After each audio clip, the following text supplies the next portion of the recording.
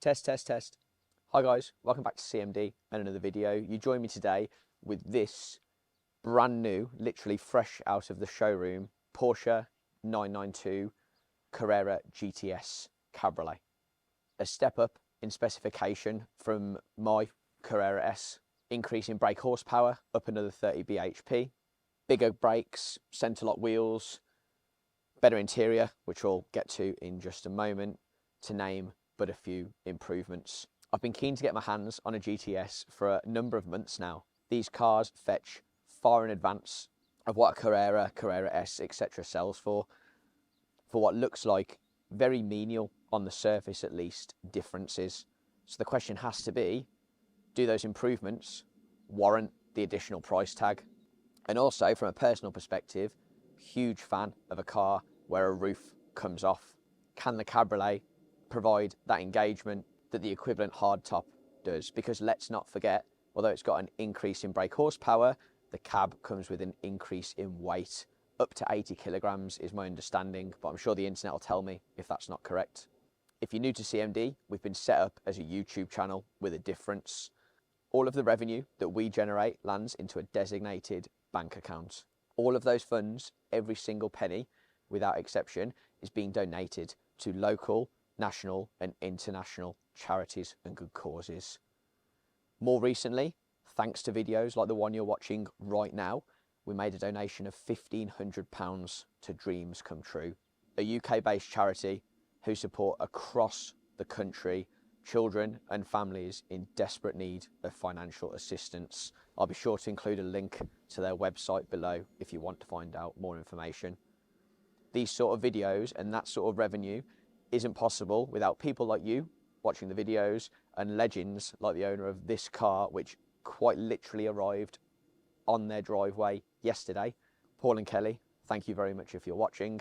So I suppose what I'm trying to say is thank you all very much. But what we really want to do is take this thing out for a drive. So let's do that.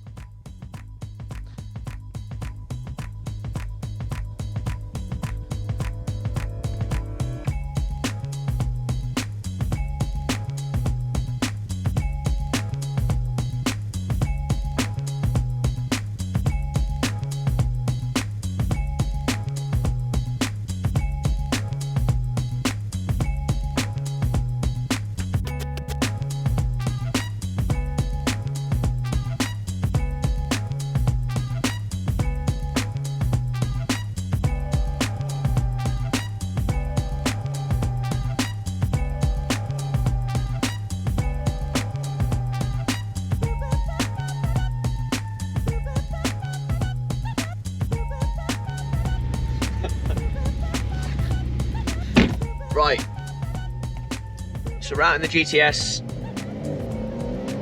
got a good half an hour under my belt, roof off for obvious reasons, just about to hit some really nice stuff and go for a spirited drive. Before we do that, I wanted to just talk through some of the major differences between a GTS and the Carrera S, especially from an owner's perspective. First and foremost, interior is a level up. You get GTS interior package, an awful lot of extra race tech or Alcantara to you and I. And from the Cabriolet's perspective, I mean, this car's got heated steering wheel, heated seats. Obviously I'm blowing some hot air at my feet. And then the windshield pops up and just gives you a really nice environment. It's 8 degrees here in the UK in the winter. So, you know, relatively cold outside, but with all the heating aids on, it's a really pleasant place to be. From my perspective, drive-wise, the ride is better than the Carrera S. I thought it actually might be firmer, but it actually feels more supple. So actually it's a more comfortable place to sit. Power and brakes. Can't really comment on the brakes too much. Pheasant. However, obviously the car's newer, the brakes aren't bed in yet. They certainly work very well, but I feel like there's a little bit more there to give once they've found their feet a little and they've bedded in. From a power perspective, I mean, I'm only using up to 5,000 revs at the moment. As I've mentioned, the car's new, so we're yet to have running in service. So we've got to pay this an element of respect. It will rev out to 7,500. From my perspective, I have to say, I was a little bit sceptical that you'd notice the extra 30 brake horsepower, especially with the Cabriolet with the added weight. Maybe it's because the roof is off, not too sure, but it certainly feels a little bit quicker than my Carrera S. But you're talking fractional, and you got to bear in mind, I spend an awful lot of time in that Carrera S. Heating steering wheel, absolute godsend. And obviously, 2023 car compared to mine in 2020, upgraded infotainment, so we get the new Porsche system. Not that any of you will notice, because you'll all just plug in Apple CarPlay, won't you?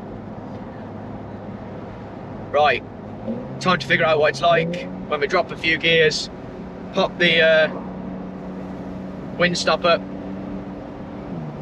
and give it some beans.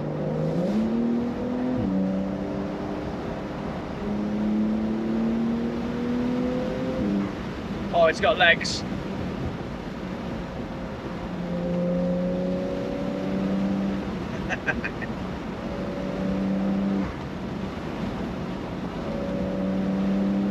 I can't believe how pleasant it is in here at speed.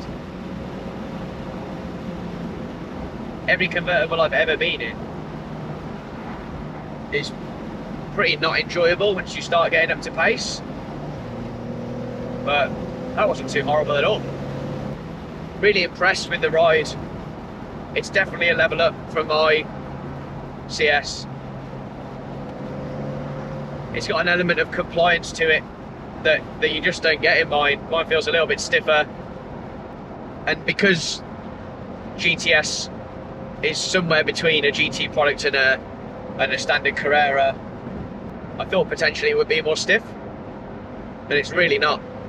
Otherwise, between the two cars, there's not a huge amount of difference.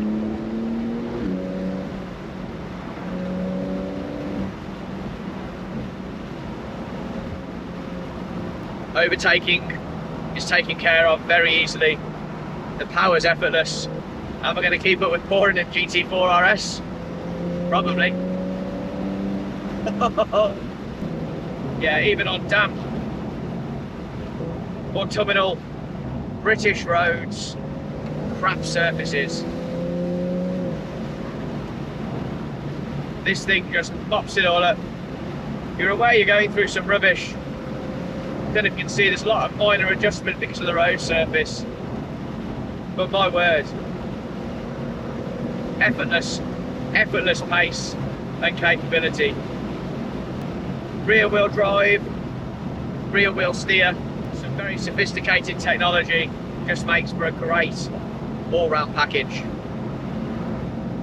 Question is, you know, the GTS products at the moment are fetching a good £30,000 more than the equivalent Carrera S. I don't necessarily think on day one it represents that much more value. It's not night and day, it's fractional differences and improvements. And depending on what you're going to use the car for, I don't think you're really going to mind. That being said, the used market, as previous generations would denominate, means it's going to hold value more. And from that perspective, in a time when we are fast approaching what I would refer to as normal depreciation, instead of the markets we have had historically, the GTS looks like a better buy.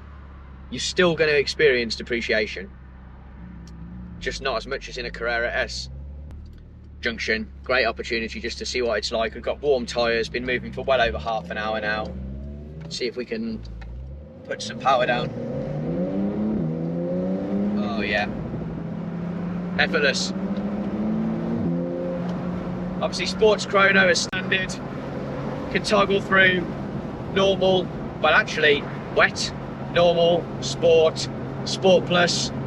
This car has nose lift and a few of the really trick options. I've got front and rear cameras. Like I say, a lot of race tech and just a lot of creature comforts.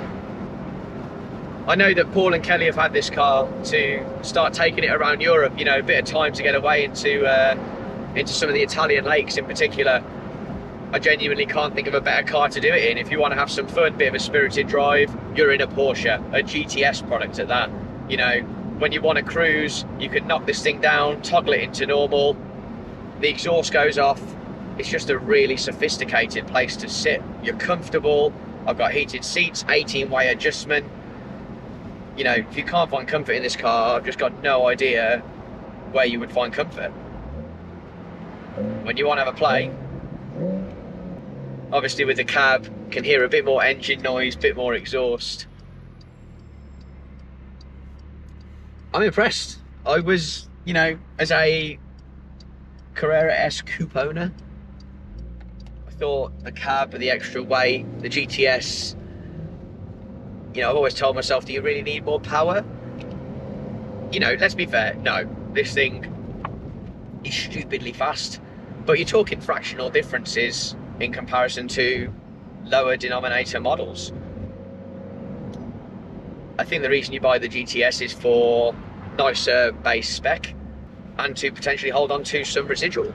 That being said, if you're in this market, are you overly worried about an extra 30 grand when you're already in triple figures? You get nicer spec, potentially better residuals. They make a lot of sense. Another challenge for you, however, a used Turbo S now is the same price. I filmed Paul's previous Turbo S not too many months ago. Would I have this or the Turbo S? It depends what for. For the purpose this has been bought for, i.e. getting to Europe, cover some miles as a couple, yeah, GTS Cabriolet all day long makes an awful lot of sense. But as a thing, you know, as a performance car, again, you get even more fractional improvements from something like a Turbo S, but then you get the all-round capability of a supercar, basically, with a Porsche badge, which means it'll start every time and you're not going to worry about it. With that in mind though, it makes a Carrera S or even a Carrera T look really, really good value. You know, Carrera S is used at the moment. There's an XM. Not for me. Yeah, a Carrera S used is dropping under £100,000 now. That looks like an awful lot of value to me, which I know sounds really silly for a £100,000 car, but give those another year or two, they're really not a million miles off as capable. You would struggle to notice the difference within, you know, the first few hours. It would really only be when you got under the skin. So in summary, it really just depends what you're after. I don't think any car in the 992 range is a bad car. I would argue that less power means you've got to work it harder, which means that you'll have more fun using the car. This thing is being run in, and at no stage have I needed to take it over 5,000 to make an awful lot of very quick progress. So